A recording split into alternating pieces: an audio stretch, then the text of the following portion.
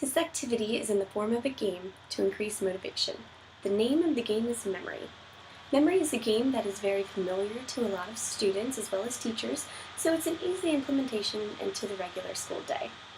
This can be an independent, partner, or small group activity that's done as a center activity, or it could also be an activity that's completed with teacher support. Many times, students of the same vocabulary knowledge and word recognition skills tend to be in the same guided reading group, allowing for small group instruction on the same level. So this could also be incorporated as a warm-up to a guided reading lesson. As you've learned throughout the presentation, students of a low socioeconomic status tend to receive less vocabulary knowledge from home, so they enter school with lower vocabulary knowledge. This activity is something teachers can incorporate into their everyday routine to help students with vocabulary. This is a memory game that you can have students handwrite. If you would like them to be part of the process, you can type them up. Whatever you would like. It can be as easy or as difficult as you'd like it to be. So, this is an activity that you can do to boost vocabulary knowledge to increase reading ability with sight words, words that were red flags and QRIs, or unit-specific vocabulary. For this activity, I've chosen unit-specific words.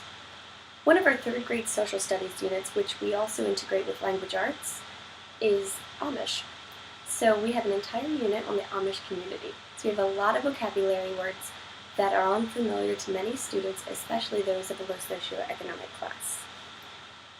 So I've just created a very small memory game, and you would lay your cards out and scatter them about. And if you're playing with your students, it's very important, first of all, that your students understand what the words are to begin with. So for example, if a student has never seen the word shunned, and they turn over this, it says a set of rules that govern the Amish. If they've never seen the word shunned, they don't know if it's a set of rules. So you do have to let students understand what the words are before you start the game. The game is for repetition, so students can create a memory of this. So I'm going to put them back down. So let's say the student has been exposed to the word shunned. And they turn over shunned, and that card you just saw, a set of rules that govern the Amish, and they remember, wait, shunned. That did not have to do with rules, so I'm going to put those back down. But it's a game, so they want to play and they want to remember where that shunned was. So maybe somebody else turns over Ordnung, and a period of time when an Amish person is 16 in which they can venture out into what they call the real world to decide if they would like to continue being part of the Amish community or not. Maybe the student might know that these two don't go together, but, Ordnung rules, that's familiar. So the next student might pick up Ordnung and remember that Ordnung is a set of rules. Ordnung is a set of rules that govern the Amish. So they put these together and put them over here. Perhaps the next student goes and they might choose something such as carpenter.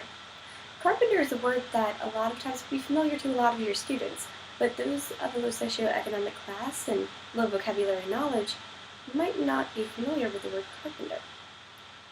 After a lot of repetition, they may be able to find the card that says a job many Amishmen have in which they build homes and farms, and they will be able to relate carpenter to job and building.